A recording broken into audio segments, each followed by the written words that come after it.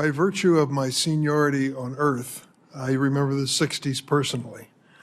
And I can recall being in college and law school during that period of time and witnessing the Great Society and a lot of changes in Washington with President Johnson and others. And I found a lot of the experiments in the war on poverty to be fascinating in terms of what they taught us.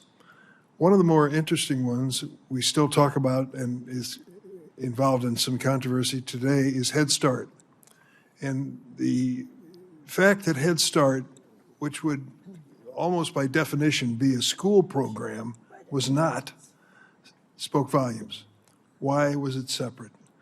I believe my impression is that it was separate because people in Washington creating this program for young children couldn't trust the school districts of America. They weren't sure that in certain areas of America, poor kids in need of help would be given a chance in the school system, particularly kids of color. So they went their separate way. Head Start became an operation and an agency which served children at an early age and was not necessarily engaged or involved in the school system. I think of that conscious decision being made in Washington for a national program sensitive to the racial impact it could have, and the decision, a rather bold one at the time, to go their separate way. And I try to contrast it with the exact opposite of what is happening today with this administration. And the fact that they not only don't have sensitivity to issues like racial disparity, but they seem to want to fly right into the face of it, to rewrite history where they can, to eliminate programs that are dealing with or arguing for equality, and to basically say, we're not going to let you tell the story of America, where race has been an issue since the 17th century. I mean, that to me is so obvious with the Voting Rights Act and other places. I'm just wondering your thoughts. Am I wrong in the way I see this? Have I missed some key elements? The Department of Education was created in the 1960s, and I think for the same purpose, to make sure the school districts of America fought fair when it came to giving kids a chance. And now this administration, the Trump administration, wants to dismantle that effort and frankly doesn't give much of a damn about special ed and racial disparities and their impact on education. Ms. Williams, start us off. First, you are not wrong. It seems to me that when you support public education, and your policies support public education, your funding supports public education, but that's not what we're seeing right now. We're seeing politics that are prefer to promote other types of education, which are fine, but we still need to support public education. Public education is the only place where a child that comes from a low-income background, a child with a disability, are guaranteed certain things in the public school system. A child with a disability is not going to get a free, appropriate public education anywhere else. And we run the risk of only having kids of low income and kids with disabilities in public schools. And that's not equitable. So let me tell you that I am a product of 19 years of Catholic education, okay, start to finish. I was born and raised and grew up in a town called East St. Louis, Illinois. Here's what I learned. We had our Catholic parishes, we had our Catholic schools. When the public school system went to hell in East St. Louis, so did the Catholic schools. They couldn't maintain and sustain livelihood in neighborhoods when the public schools were subpar. People just wouldn't live in the community.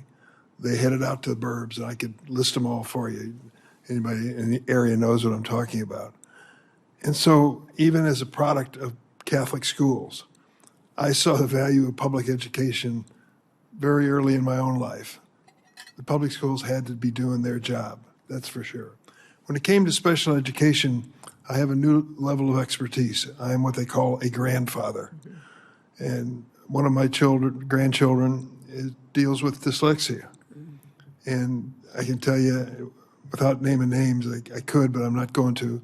In a major city of this nation, the major league school district isn't worth a damn when it comes to treating special ed kids with dyslexia, from my point of view.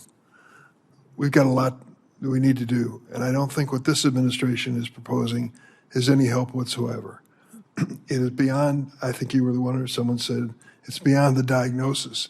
It's a question of education with the diagnosis, and that, I think, is missing in this analysis.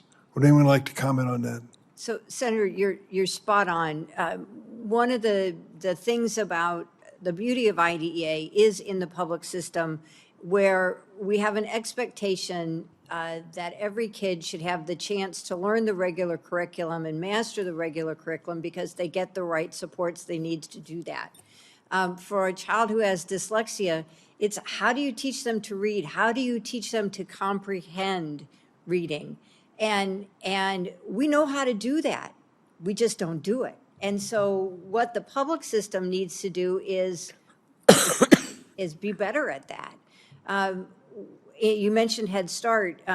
In 2007, there was a reauthorization of Head Start, and we were able to put performance standards in. And Head Start, since day one, has reserved a portion of their slots for kids with disabilities because the crafters said poor kids and poor kids with disabilities can benefit from this comprehensive early education program.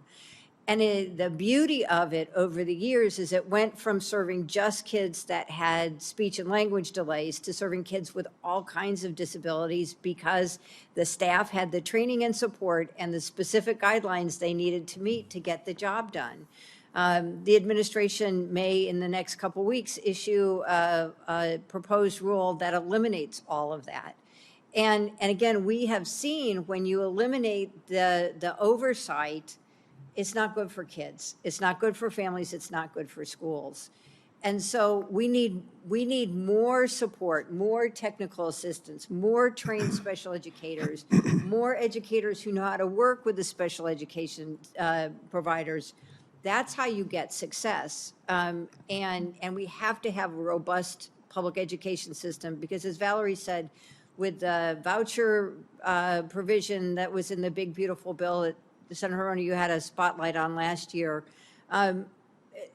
families are going to, those that go to private schools, the state still has the obligation to meet the educational needs of students with disabilities. But if there's no money in the public system because it's gone to the private system, parents are going to access their due process rights, sue the state, and win.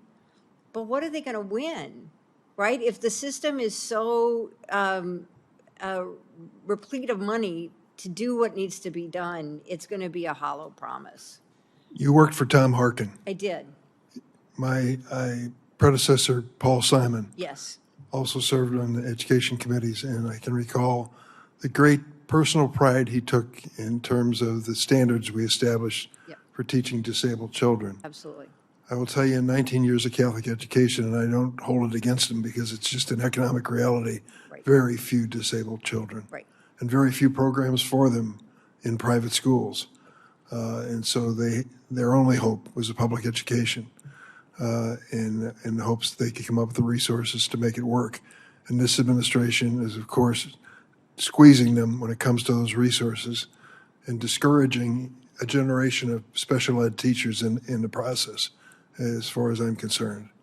But there are champions on Capitol Hill that succeed Tom Harkin, and one of them is our presiding chair of this meeting. And Senator Hirono, thank you for picking up this education issue and making it your own.